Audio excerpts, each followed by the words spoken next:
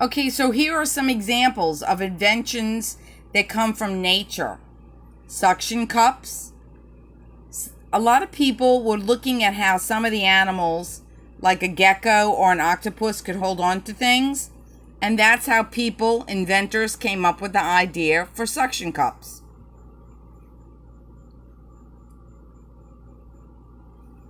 Velcro. Velcro was designed by a man who kept seeing this plant get stuck on his dog when he went hunting. And that gave him the idea to design Velcro. The bullet train in China. The man who designed the bullet train, when it went fast, it made this horrible noise.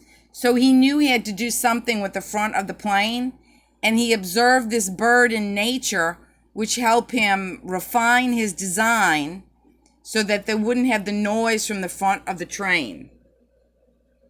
He made the front of the train more pointed, more aerodynamic. So he designed something based on something he saw in nature. Sonar.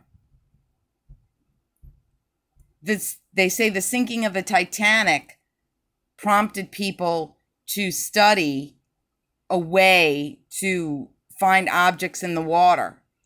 And so sonar and radar were developed, and it had something to do with the way animals behave and their body parts.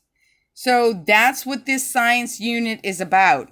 We don't expect anybody to be an inventor, but think creatively and don't feel like you have to do it in one day.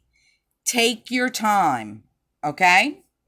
And over the days, as I put books on Google Classroom about animals, as we put papers and things to study on Google Classroom, then you'll come up with an invention with your child and just simply draw it. Okay, see you next time.